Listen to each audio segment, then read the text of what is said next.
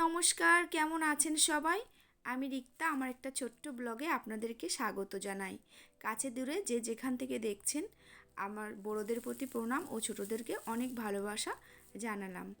তো দেখুন, সকাল সকাল রান্না করে নিয়েছি। এগুলো সকালের কিছু চায়ের বাসন জমা হয়েছিল সিঙ্কে, তো আমি সেগুলো পরিষ্কার করে নিচ্ছি।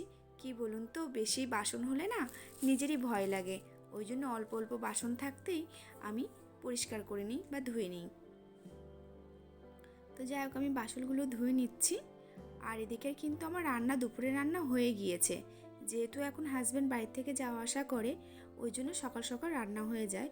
ও বাড়ির থেকেই টিফিনটা নিয়ে যায়, লাঞ্চ বলুন ব্রেকফাস্ট বলুন বাড়ির থেকেই নিয়ে যায়।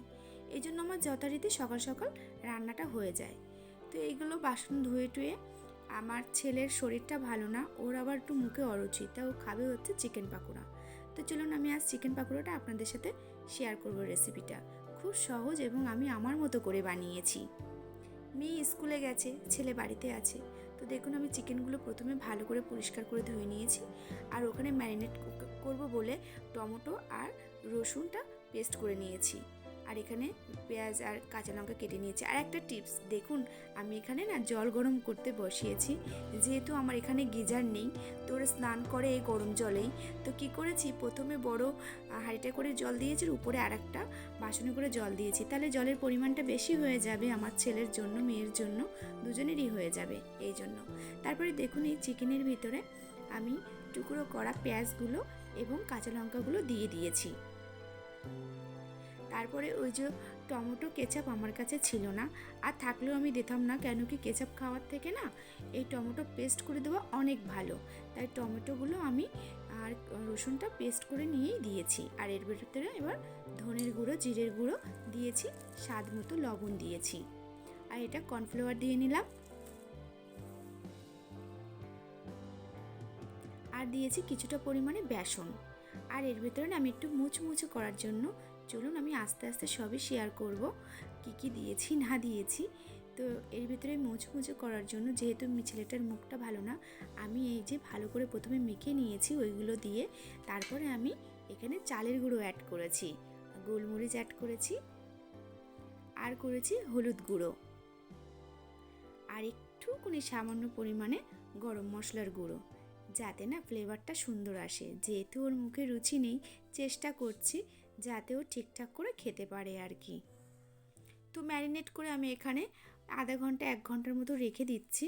যেহেতু আমার সকাল সকাল রান্না হয়ে গেছে, হাতে প্রচুরটা সময় আছে। তারপরে আমি কি করেছি, আমার এই ছোটো কড়াতে করে আমি পাকোড়াগুলো করে নিচ্ছি।